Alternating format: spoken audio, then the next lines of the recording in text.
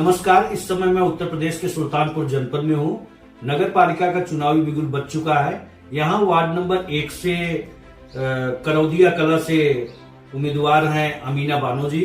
आपका कहना है कि भ्रष्टाचार मुक्त भय मुक्त समाज की कल्पना लेके मैं लोगों के बीच जाती हूँ, डोर टू डोर कैंपेन करती हूँ। यहाँ की जो मूलभूत जन समस्याएं हैं उनको बाखूबी मैं समझ रखती हूँ।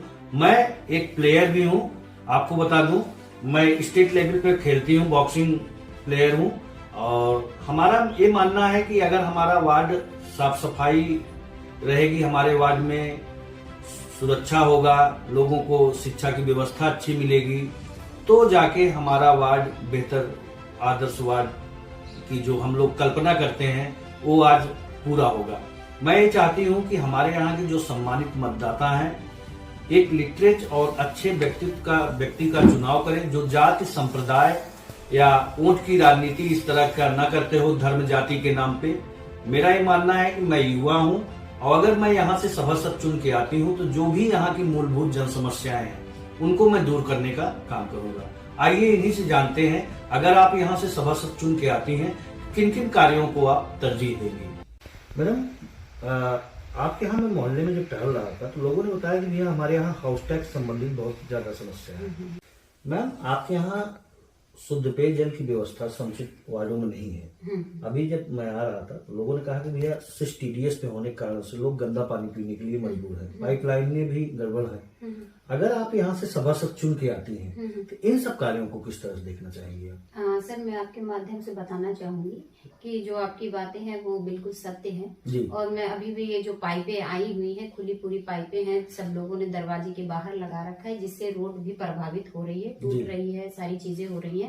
तो मैं इस चीज को प्राथमिकता दूंगी कि अगर मैं बन के आती हूँ तो इस सब चीजों को अच्छे से बनवाऊं और ध्यान रखूं। और जो और भी चीजें आ रही हैं पानी को लेके, और शुद्ध पेयजल के लिए किस तरह से आप क्या करना चाहेंगे? हाँ, क्या ठोस प्लान है आपका जिसको लोगों को शुद्ध पेयजल मिल सके? हाँ, मैं अगर बन के आती हूँ तो मैं आरओ का लगवाने के समुचित वार्डों में आरओ लगवाने, हाँ, समुचित वार्डों में आरओ लगवाने का काम करेंगे। बिल्कुल बिल्कुल सर, जिससे लोगों को शुद्ध पेयजल मिल सके। जी सर, और बीमारी से वो बचे रहें। मैम, आपके यहाँ भी मैं आ रहा था तो देखा वार्डों में आपके तमाम टूटी फूटी सड़कें हैं, बजबजाती नालियां हैं, साफ सफाई की बेहतर व्यवस्था न होने के कारण से मैं देखता हूँ कि तमाम तरीके से लोगों को दिक्कतें होती हैं। मैं ये जानना चाहता हूँ कि अगर आप यहाँ से सभासद चुन के आती हैं वार्ड नंबर 1 करौदिया कला से, तो आप अपने वार्ड के लेके किस तरह का काम करना चाहेंगे जिससे आदर्श वार्ड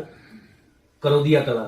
ये आपने बहुत अच्छा प्रश्न किया है सर। मैं ये कहना चाहूंगी, जैसे कि मैं बाहर खेलने जाती हूँ, दिल्ली हो गया, गोवा हो गया, राजस्थान हो गया, तो मैंने कई चीजें ऑब्जर्व की हैं। तो हमारे यहाँ जो कमियां हैं कि हमारे यहाँ कूड़ा फेंकने का कोई जगह नहीं है। पहला पॉइंट है कि डस्टबिन कहीं भी नहीं रखा गया है। तो मेरी प्राथमिकता ये रहेगी कि सभी के घर के सामने डस्टबिन रखाई जाए, एक बकेट रखाई जाए जिसमें लोग कूड़ा फेंके और नगर पालिका से आए लोग उसको ले जाएं। और गीला कचरा, सूखा कचरा उस बकेट में लोग डाल दें। बिल्कुल सर। और उससे ये भी रहेगा कि जो जहाँ पाते हैं फेंक देते हैं, तो उससे जो हमारे गाय हैं, जानवर है, उसे खा रहे हैं, वो भी बीमारी से शिकार होते हैं। उसके बाद लोग उसका दूध भी पीते हैं। तो हम ये चाहते हैं कि अगर बास्केट सबके घरों के सामने रहेगी तो वो भी, गाय भी हमारी सुरक्षित रहेंगी और जानवर भी रहेंगे और साफ सफाई भी बहुत अच्छी रहेगी। तो मैं इस चीज को बहुत ही ज्यादा तवज्जो दूंगी। जो टूटी फूटी सड़कें हैं, जल निकासी का प्रबंधन बेहतर न होने के कारण से नालियां भी बेहतर नहीं है। जी सर। तो इसके लिए आपके पास क्या? हाँ सर, मैं इस चीज को देखूंगी।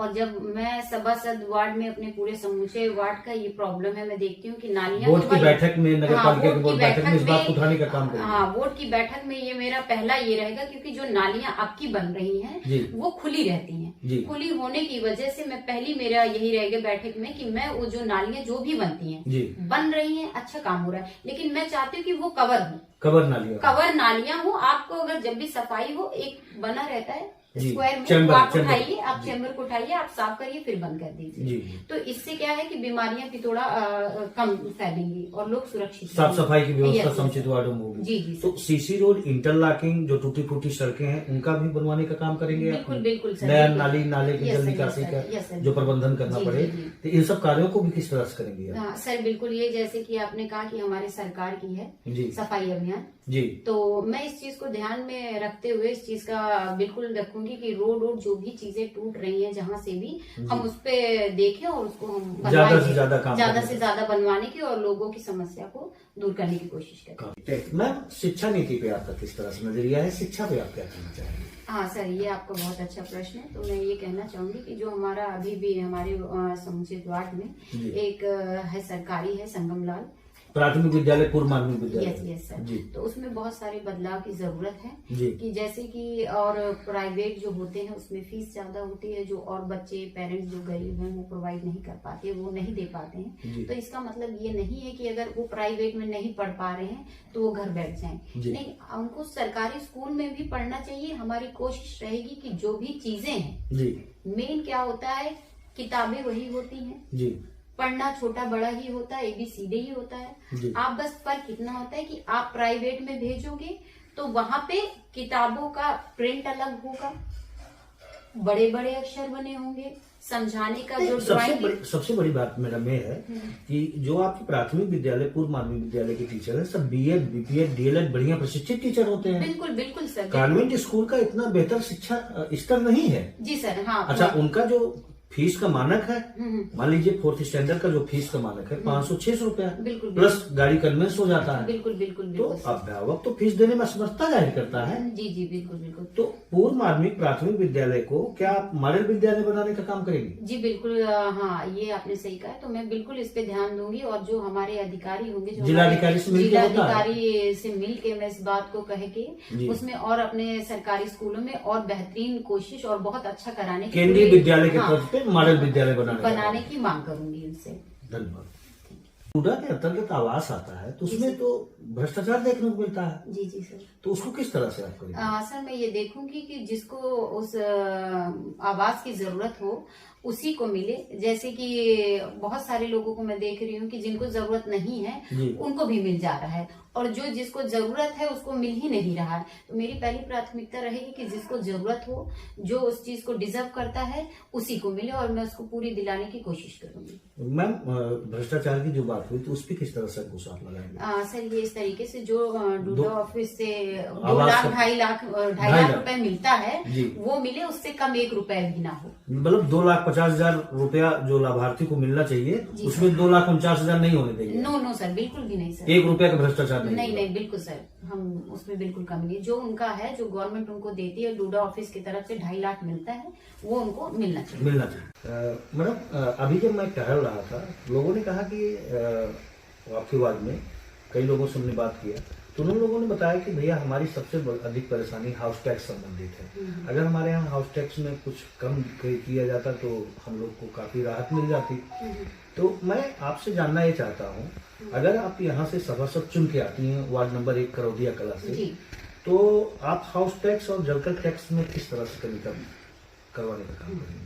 ये आपको मैं बताना चाहूंगी, आपने एक अच्छा प्रश्न पूछा है। जी तो मैं ये कहना चाहूंगी, अगर मैं अपने वार्ड से जी सभासद चुनती हूँ तो मैं अपनी ये बात को रखूंगी कि अगर जनता को, समूचे वार्ड को, अगर उसमें थोड़ा सा बदलाव, थोड़ा सा कमी की जाए टैक्स में। बोर्ड की बैठक में इस बात को उठाना है। हाँ, बोर्ड की तो बैठक में ये मैं बात रखूंगी कि अगर होम टैक्स में, जलकर में, इस सब में थोड़ा सा कमी की जाए तो ज्यादा से ज्यादा जो है लोग थोड़ा खुश भी होंगे, उनकी वो हो जाएगी, और जो लोग हैं वो ज्यादा से ज्यादा टैक्स पे करेंगे। हाँ, ज्यादा से कमी ज्यादा- होगी तो हाँ। लोग राजस्व जी, में भी बिल्कुल। मिलेगा उनको। तो वो हमारे सरकार को, हमारे गवर्नमेंट को उसमें लाभ मिलेगा, और लोग जागरूक भी हो जाएंगे, और वो जनता खुश भी रहेगी कि हमें सरकार ने लाभ दिया है। हाउस टैक्स, जल टैक्स कम करवाने का काम करेंगे अगर जी, आप जी, सभासद चुन के आते हैं। जी सर, बिल्कुल सर। मैडम, आपके यहाँ पिंक शौचालय, सार्वजनिक शौचालय की समस्या बनी हुई है।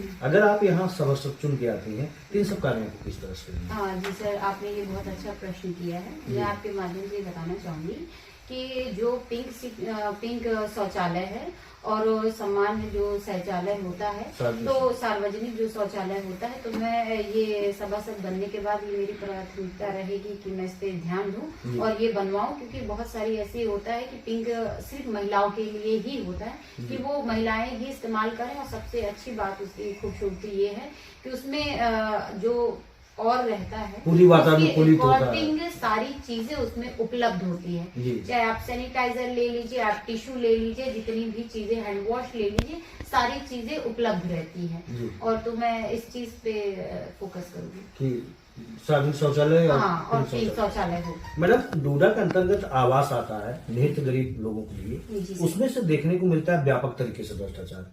अगर आप यहाँ से सभासद चुन के आती हैं तो इन सब कार्यों को किस तरह देखेंगे? सर, ये आपने एक बहुत ही अच्छा क्वेश्चन पूछा है जी। और मैं इस चीज को देख भी रही हूँ कि जैसे हमारे प्रधानमंत्री जी का ये है जी। तो उन्होंने ये बहुत, मतलब एक कहा जाए कि बहुत ही अच्छा है। जो लोग बहुत ही इस चीज को आपने तो स्वयं भ्रष्टाचार मुक्त, भय मुक्त समाज की कल्पना लेके लोगों को बीच जा रही हैं। बिल्कुल बिल्कुल। आपका कैंपेन भी है कि भ्रष्टाचार नहीं होने देंगे। हाँ, तो यहाँ पे दो चीजें, सरकार की मंशा है कि भ्रष्टाचार मुक्त रहे हमारा देश, लेकिन कुछ लोगों की कमियों की वजह से जो वो थोड़े से पैसों के लिए जो डिजर्व नहीं करते हैं, जिनको उस चीज की जरूरत भी नहीं है, वो उनको कॉलोनियां दे रहे हैं। जो पात्र लाभार्थी होंगे उन्हीं को दिलवाने का काम करेंगे। तो मैं ये चाहती हूँ और ये मेरी पहली प्राथमिकता रहेगी कि जिसको जरूरत हो, जो उस चीज को मतलब डिजर्व रखते हो। ये थी अमीना बानो जी, जिन्होंने अपनी बात को बहुत बेबाकी तरीके से रखा। इन्होंने कहा कि अगर यहाँ से मैं सभासद चुन के आती हूँ वार्ड नंबर 1 करौदी कला से, तो सबसे पहले यहाँ की जो भी समस्याएं हैं उनको मैं दूर करने का काम करूंगी। फिर मैं आपके माध्यम से ये भी कहना चाहूंगी, हम जाति संप्रदाय की राजनीति नहीं करते हैं। मैं एक प्लेयर हूं और प्लेयर की हैसियत से मैं अगर यहाँ पर वार्ड नंबर 1 करौदिया कला से सभासद चुन के आती हूँ तो आदर्श वार्ड बनाने का मैं काम करूंगी। यूपी न्यूज से सूर्यप्रकाश मिश्र के साथ में संजय सिंह की रिपोर्ट।